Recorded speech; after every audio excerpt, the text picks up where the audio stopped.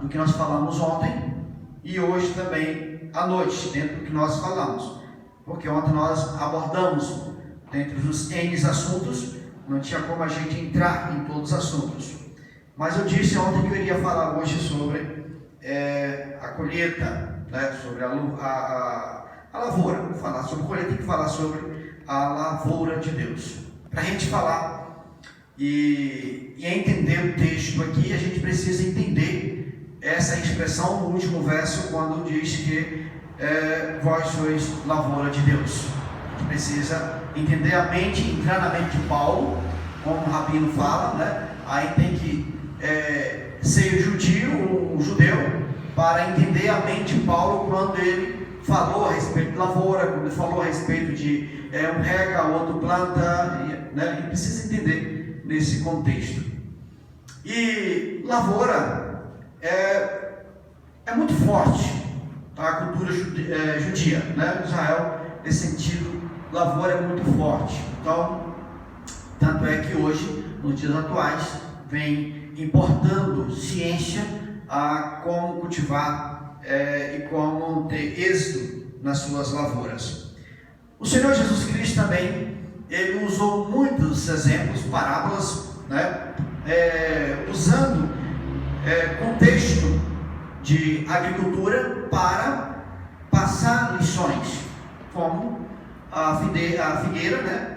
Cristo e a figueira, como a semente, aqueles 4 terrenos, né, que o semeador lança a semente, 3 terrenos ruins e um bom, que nasceu e deu a 1.000 por 1.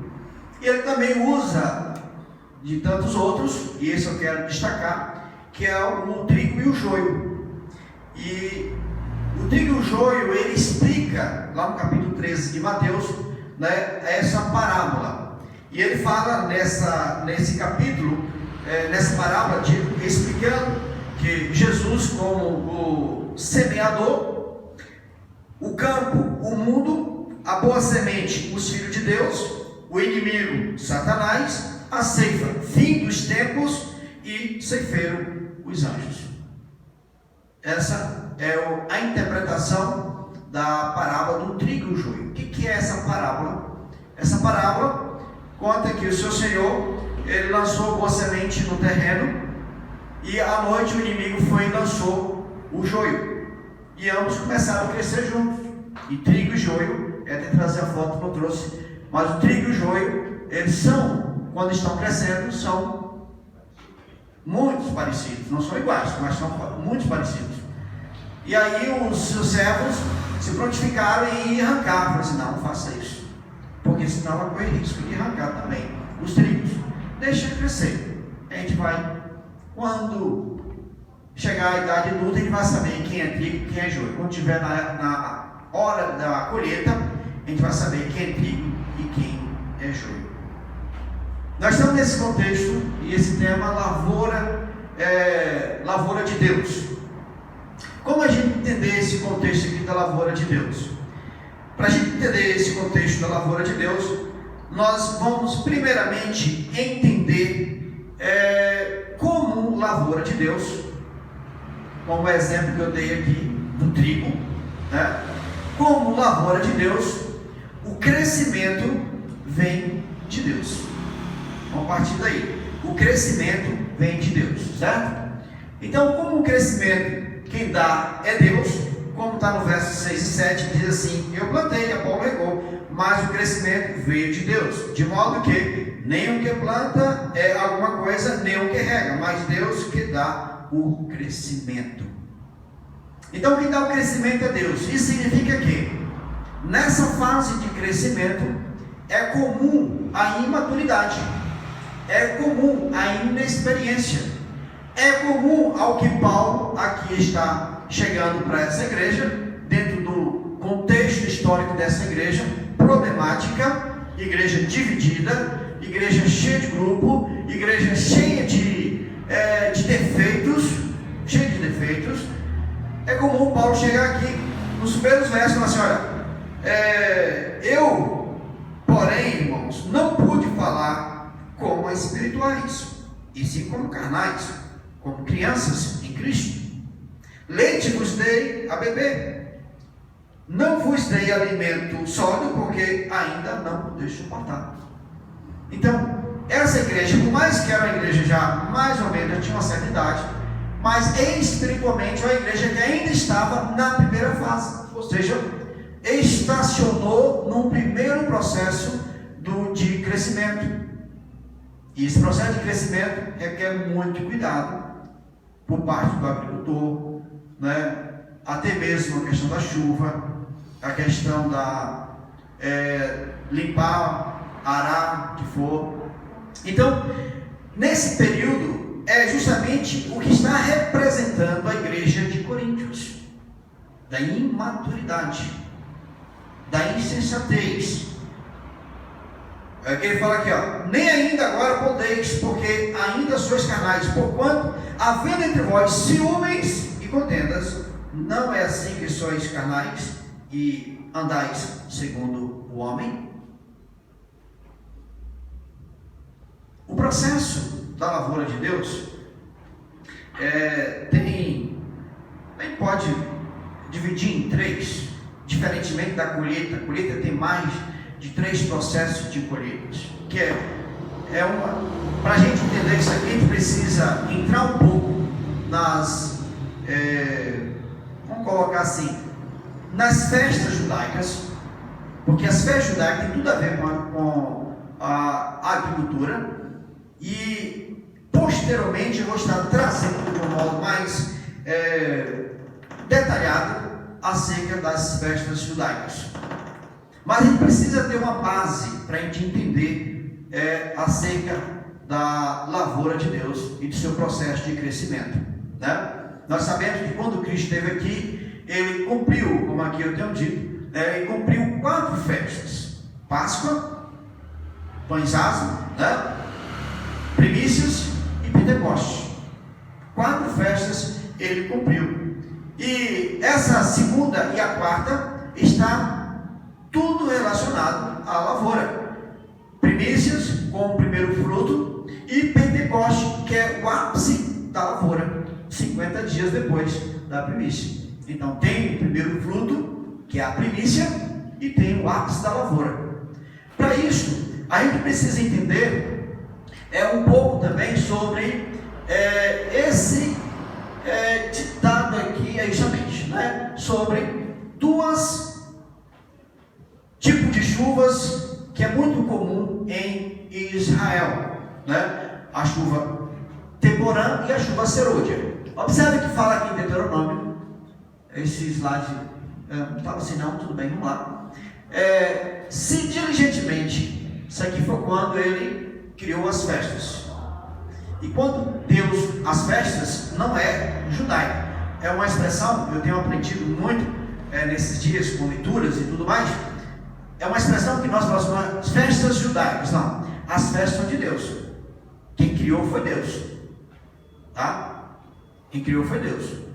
E com que propósito ele criou? Primeiro, que as festas é uma convocação.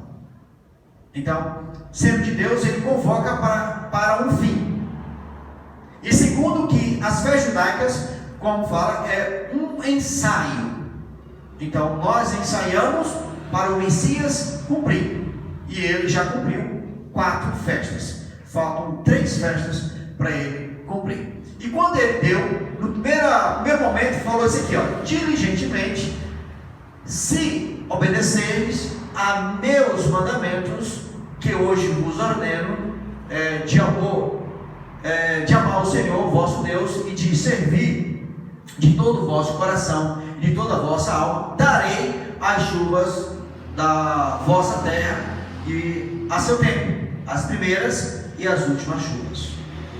O que eu quero destacar aqui, como aqui eu coloquei, ó, há uma condicionante aqui: se diligentemente obedecermos, eu vou dar as chuvas, primeira, temporã e as últimas, que é a serôdia. Que é temporã, que é chuva serôdia. Explicando. Chuva temporã e serôdia são 2 períodos chuvosos lá em Israel muito comum, e que os agricultores trabalham nessa perspectiva dessas chuvas. E a primeira chuva é a chuva para o plantio, e a segunda chuva é a chuva para a colheita. Resumindo, é isso, tá? A primeira chuva é a perspectiva para preparar o terreno para o plantio, e a segunda chuva é colher o que se plantou, tá? Resumindo, é isso aí, tem muitas outras coisas. Mas eu quero destacar aqui o que está lá em Joel 2, 1, 2 e 23, 24. Olha só: tocai a trombeta em Sião e dai voz de rebate no meu santo monte. Perturbem-se todos os moradores da terra, porque o dia do Senhor vem, já está próximo. Dia de escuridade, densas trevas, dia de nuvens, negridão, como a alva sobre os montes. Assim se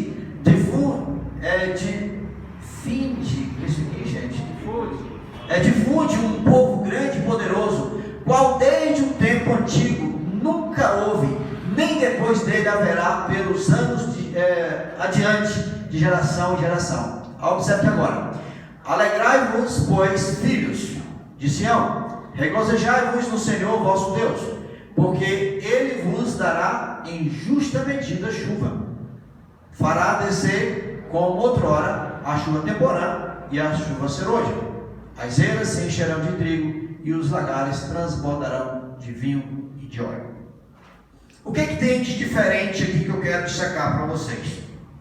É que aqui foi lá no início, Deuteronômio, estava ainda lá no deserto, Deus estava criando, quando criou as festas. Aqui já é cerca de, não tem na verdade, porque os estudiosos nenhum na verdade hoje tem um consenso acerca da data do livro de Joel. Daí, para os especialistas, o livro de Joel ele é atemporal, e sendo ele atemporal, ele não está dentro de contexto, especificamente falando, de contextos históricos de algum período que Israel passou, como por exemplo os outros livros sempre citam reis ou sempre citam algum império, e aqui não cita nem a Síria, nem Babilônia, nem Medo-Persas, não, ele não cita. Então por isso que ele é denominado como um livro atemporal com relação à data. Provavelmente pode ser em torno de 800 anos antes de Cristo. Sendo ele 800 anos antes de Cristo, portanto, ele não está falando do cativo babilônico e nem do cativo, primeiro, na verdade, da Síria, que quando levou as 10 tribos em cativo. Isso significa que é um livro profético, como ele está dentro do próprio contexto dos livros proféticos, dos profetas menores. E sendo um livro profético, e sendo a palavra de Deus, como eu venho colocando aqui para vocês, a palavra de Deus, ela tem as suas múltiplas camadas, e se a gente ficar preso apenas e somente nas camadas históricas, a gente perde a visão da essência do que é a palavra de Deus, que é aquilo que ele fala, e que não fala nada por acaso. Nada por acaso, que eu tenho colocado aqui. Nem um artigo, nem um pronome, nada é por acaso. Tudo há um propósito. Eu tenho mostrado isso aqui para vocês, principalmente quando a gente entra um pouco no hebraico, a gente vai entender essas questões. Então o que eu tenho que destacar aqui é que, diferente de Deuteronômio, aqui há uma condicionante, aqui não tem a condicionante. Simplesmente, diante do aviso iminente do dia do juízo, do dia do Senhor, a recomendação é: alegrai-vos, pois, filhos, porque eu vou derramar com medida de chuva, como derramei outrora a chuva temporã e a chuva serôdia. Em sendo um livro profético, o que isso significa? Esse aqui é tão interessante que, quando Cristo aqui esteve, no dia de Pentecoste, quando a igreja ela recebeu o Espírito Santo, e quando os apóstolos estavam ali falando, naquele naquele mover do Espírito Santo, que isso aqui é outra coisa que eu trazer para vocês, muito interessante, né? É o primeiro da graça, como teve o primeiro lá no deserto, muito interessante isso, tá? E ali eles estavam falando e tinha muitas pessoas de muitas nações e todos estavam ouvindo a sua língua materna. O que Pedro fez? Pedro assumiu, né, que aqui nós já passamos para o segundo ponto, que é Deus dá a maturação. Pedro assume a palavra e fala: irmãos, como se levantou, Pedro levantou, né, erguendo a voz, advertiu-os nestes termos: varões judeus e todos os habitantes de Jerusalém, tomai conhecimento disto e atentai nas minhas palavras.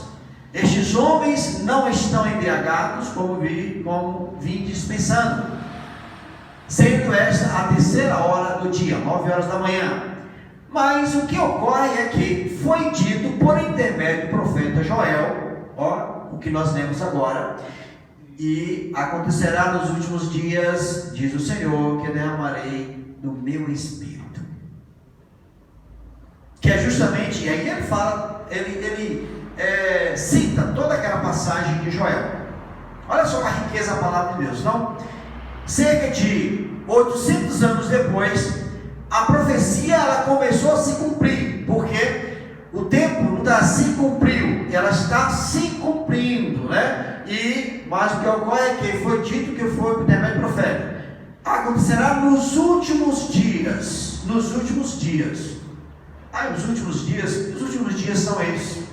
Se não, últimos dias proféticos, que Pedro quer dizer ali. E que últimos dias proféticos são esses? E aí a gente faz referência com os dias da criação, com os milênios, e nós estamos aqui nesse início do 5º milênio, de uma série de 7 milênios. Então, vamos colocar aqui, nós estamos no 5º dia de uma série de 7, e aí justifica que ele fala nos últimos dias. 4, 5 já tiveram, ele está agora no 5º, 4 já tiveram, ele está no 5º e no 6º, porque o 7º ele é especial, né? Então, quando ele fala que os últimos dias, se referindo aos 2 últimos dias até o descanso do Senhor. Então aqui está se referindo a essa questão. Então, nesse processo de maturação, aqui na verdade, no derramar do Espírito Santo, deu-se início ao processo de maturação. Entendeu? E nesse processo de maturação, nesse primeiro momento, veio o crescimento. Aqui sim faz jus ao crescimento. Entendeu? E nesse processo de crescimento, qual foi o resultado que Pedro teve logo que ele terminou esse sermão e em seguida quando ele pregou? 3.000 almas, depois 5.000 almas. Olha o tanto de conversões. E esse processo de crescimento, que é justamente o que faz jus à chuva temporã, né? E a chuva temporã, ela vem com esse propósito, porque Israel é um terreno seco, né? E os judeus precisam dessa chuva para preparar o terreno para semear. Se não tiver essa chuva, eles não conseguem. Então, vem a chuva temporã, e ele jogou. Então, a chuva que veio agora foi a chuva profética, que é a descida do Espírito Santo sobre a vida das pessoas, sobre o coração do homem. Coração é o terreno agora. Então, o coração do homem agora ele foi derramado pelo Espírito Santo, de modo que deu início ao processo de crescimento, que foi ao número de pessoas que foram acrescentadas dia após dia, com as pregações, e destaque tem as 2 multidões que Pedro levou ao conhecimento de Cristo, 3.000 e 5.000 almas. Ok, vindo o processo de maturação, chega o processo que é a última fase, que é Deus colhe os seus frutos. Crescimento e maturidade, cuidado, zelo. Maturação, Deus deu condição. Se lembra que eu falei aqui na quinta-feira da noiva e o noivo? Você se lembra, quem aqui estava, evidentemente, você se lembra que quando aqui ele esteve, ele chamou, ele noivou com a igreja, e ao noivar com a igreja, sabendo que ela é desprovida, e ele proveu a noiva, dando ela toda a condição para ela ser separada, purificada.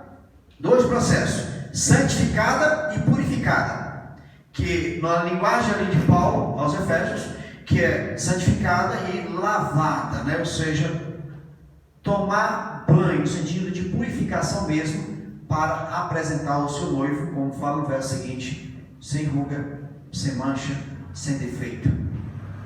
Sem ruga, sem mancha e sem defeito.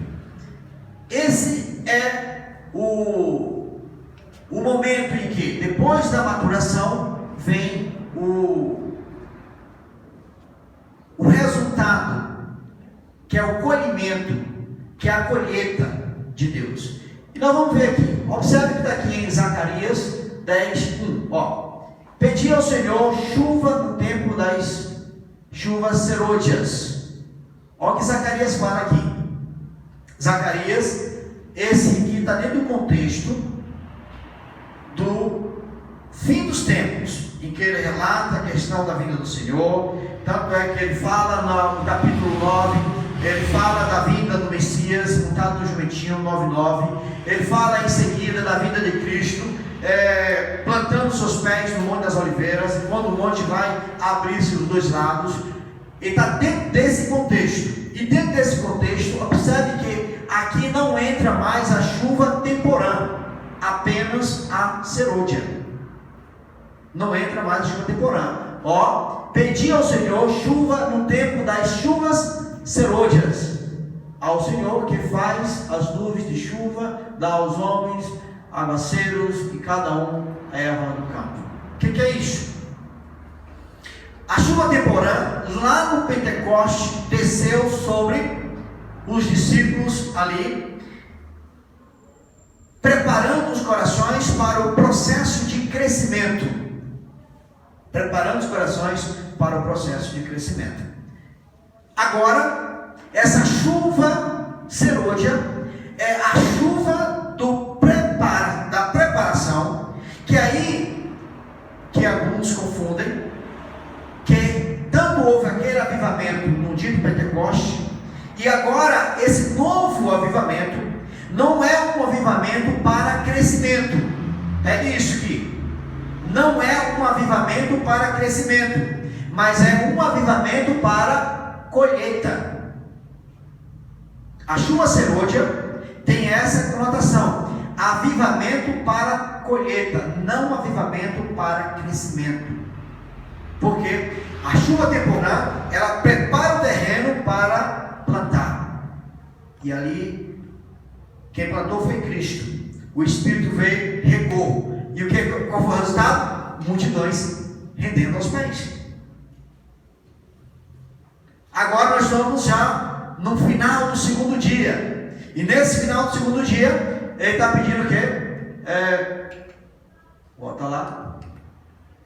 Está pedindo o quê? Chuva serôdia, ou seja, avivamento. E esse avivamento é um avivamento, vamos colocar assim, que é peculiar ao servo de Deus. Não é para crescimento. A ênfase é o que a Bíblia fala da igreja apóstata. Faz jus em que no final muitos se escandalizarão, muitos abandonarão, ou seja, hoje o que muitos estão pregando aí, de que vai ter um grande avivamento e que vai ter pessoas rendendo, multidões nas multidões, isso é engodo. O avivamento é para os frutos, e você é o fruto. O avivamento que ele quer é em você. A chuva serôdia é para você. Os frutos que ainda tem para colher, o resultado do seu avivamento.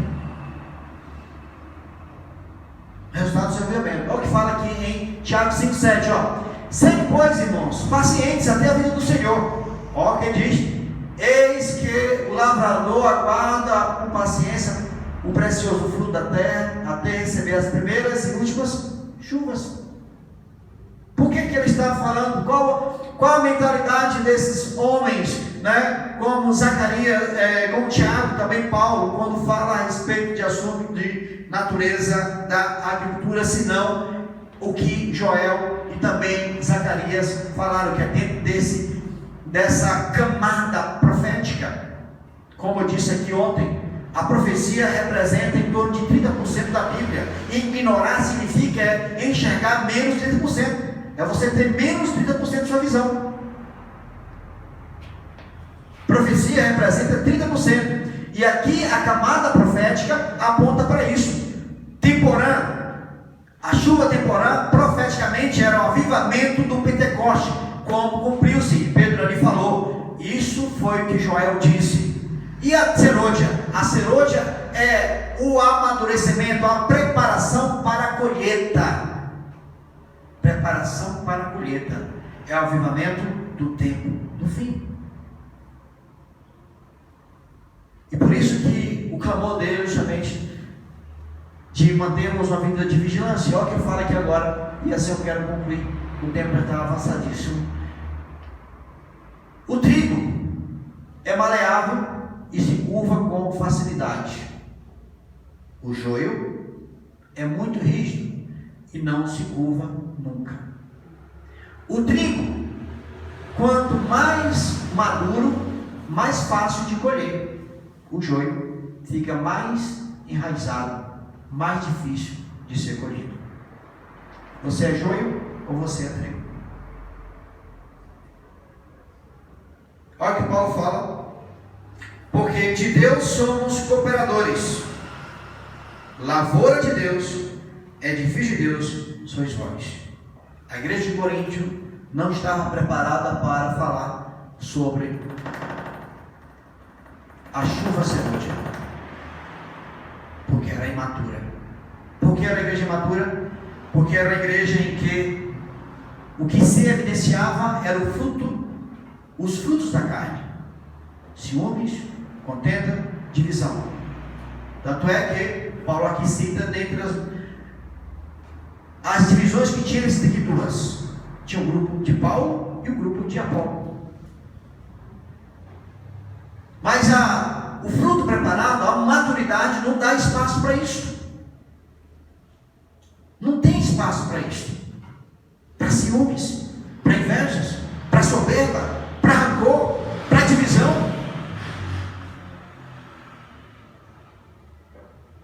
Não tem espaço.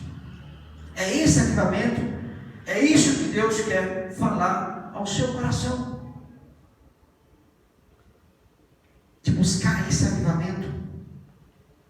Porque, como Joel fala, porque o dia do Senhor está próximo.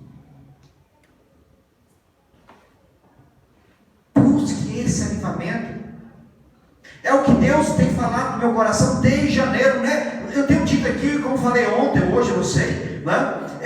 Não é por conta de coronavírus, não. Você sabe muito bem disso. Desde janeiro, a chuva serôdia derramou sobre o meu coração.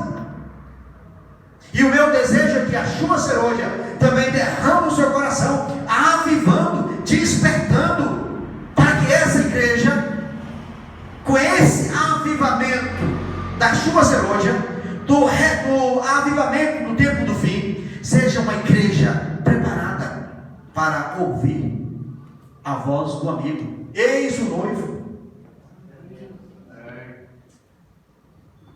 Porque quando isso acontecer, o trigo, você vai se evidenciar como trigo, e o trigo ele é maleável, se curva com facilidade.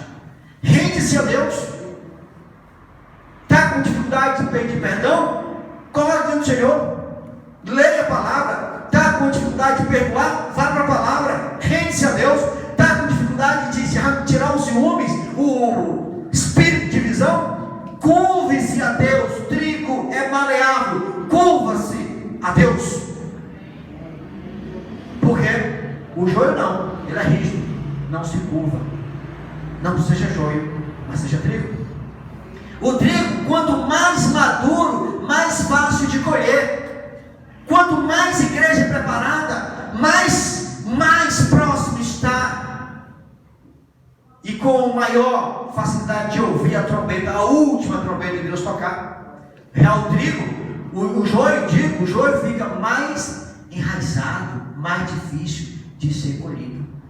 Você quer ou não quer ser colhido? Você é ou não é lavoura de Deus? E como lavoura de Deus vai ficar na primeira fase só do crescimento e maturidade, longe de uma maturidade espiritual? Quer continuar assim? Se você quiser continuar assim, lembre-se uma coisa: está agindo tão somente como esses crentes da igreja de Coríntios. Porque na igreja em que tem a maturidade, não tem espaço para fulano, eu sou melhor do que fulano, fulano é melhor do que eu sei mais do que fulano, e fulano sabe mais do que eu. Não sei nenhum grama, nem 1 milímetro a mais do que vocês. Eu sou apenas um esforçado para passar para vocês o que Deus tem falado no meu coração. Sou um esforçado. O trigo, quanto mais maduro, mais fácil de colher. Eu tenho sonhado com arrebatamento. Por quê? É isto que a Bíblia me ensina. É isso que a Bíblia me ensina. Estejais vós apercebidos, vigiai. Não sabe quando vem, assim como o ladrão. A vida dele é repentina. A advertência é constante.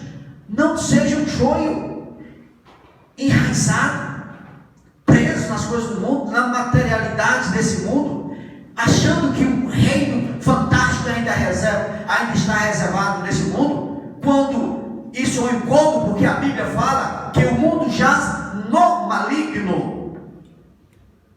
E o mundo jaz no maligno, está sob o controle do maligno e vai ficar na sua plenitude quando chegar na grande tribulação, como a Bíblia relata a respeito da grande tribulação. E o joio, quem é joio, fica com essa visão materialista, perde a visão dos céus, perde a visão que Paulo fala lá aos Colossenses: pensai e buscai nas coisas lá no alto. É assim que devemos viver, é assim que devemos, dia após dia, ocupar as nossas mentes e corações. Porque, como nós vimos hoje pela manhã, o sacrifício de Cristo, da cruz no crânio, se lembram? Da cruz no crânio, ali, a graça sobre as nossas vidas, nos dando toda a condição para não ser um imaturo, mas ser um crente maduro, crente preparado como lavoura de Deus, preparado para ser colhido por Deus. Quer ser colhido por Deus? Então, que Deus lhe abençoe e que Ele conceda dia por dia essa visão de você se preparar cada vez mais e melhor. Amém? Que Deus nos abençoe. Vamos ficar em pé? Nós vamos cantar a primeira e última estrofe